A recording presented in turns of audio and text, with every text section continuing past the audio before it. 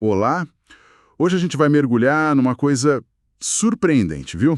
Pegamos o oitavo mandamento, aquele não furtarás, né?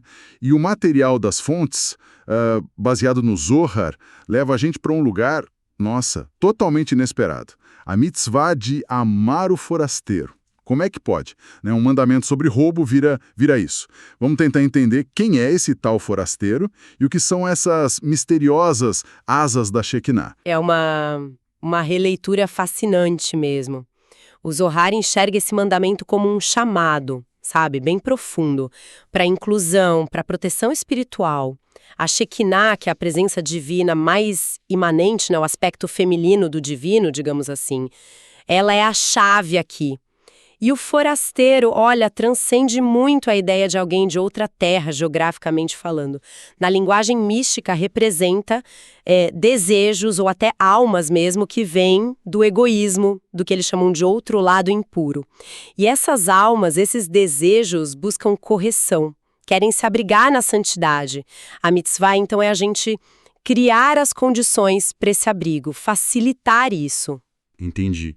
Então essas asas da Shekinah seriam esse porto seguro, esse abrigo. O material menciona um zivug, né, uma união sagrada entre o masculino e o feminino, divinos. Exatamente. E essa união, esse zivug, pode acontecer em dois modos principais. Pensa como intensidade de luz, tá? Tem um estado mais suave, chamado katnut, é a pequenez, traz uma luz de misericórdia, or chassadim, mais gentil, digamos. E tem o outro estado de imensa intensidade, chamado gadlut, grandeza. Aí vem a luz da sabedoria, or chokma, é muito poderosa. Para quem não está assim preparado, essa luz intensa de gadlut pode ser avassaladora. Uau! E é aí justamente aí que entram as asas.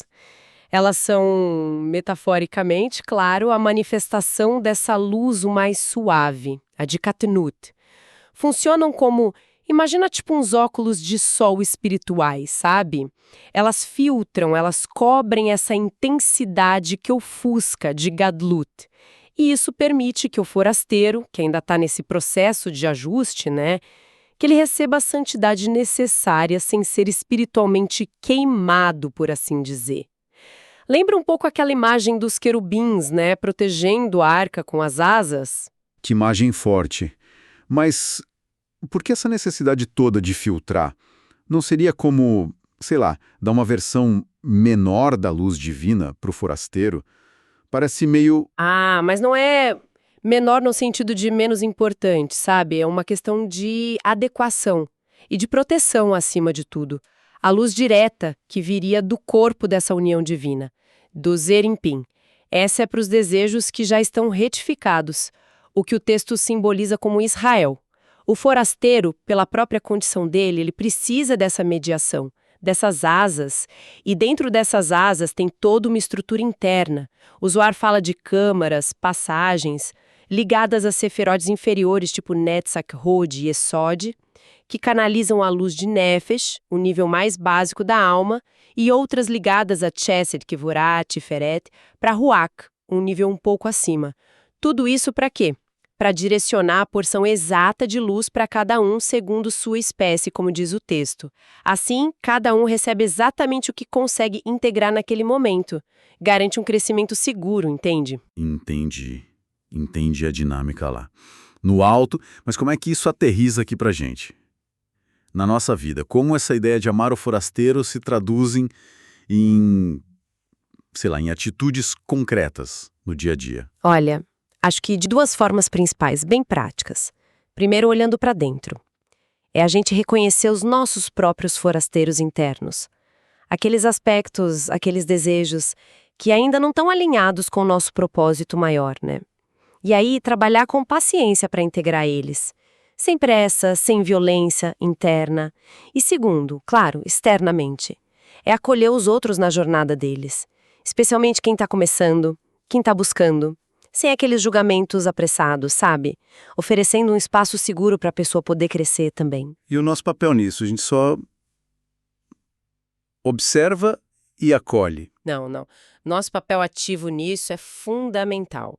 Ao elevarmos o que a Cabala chama de man, que a gente pode entender como nossas intenções mais puras, nossas preces focadas, sabe? Nosso desejo sincero de conexão e de correção, nossa busca. Quando a gente faz isso, a gente age como um catalisador. É como se a gente mandasse um sinal lá para cima que desperta essa união divina, o Zivug, e ao fazer isso, a gente possibilita que a Shekinah estenda essas asas protetoras dela, a gente ajuda a criar esse ambiente seguro, assim a gente participa da própria correção do mundo, né? Do famoso Tikkun Olam. Nossa, que incrível! Quer dizer que o 8º mandamento, o não furtarás, deixa de ser só sobre propriedade, né? Roubar coisas, e se torna um guia, um mapa mesmo para a inclusão divina, para a proteção espiritual e para a nossa corresponsabilidade nesse processo todo, coletivo. Exatamente. Precisamente. Amar o forasteiro nessa visão profunda do Zohar é ser um agente, um facilitador, para que a luz divina consiga alcançar todo mundo de forma segura, construtiva, permitindo que encontrem refúgio e nutrição sobre essas asas protetoras da presença divina. Fica a reflexão então, né?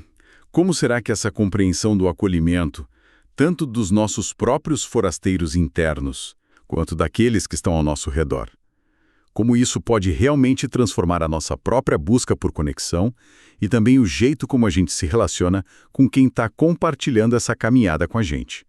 Fica aí para a gente pensar.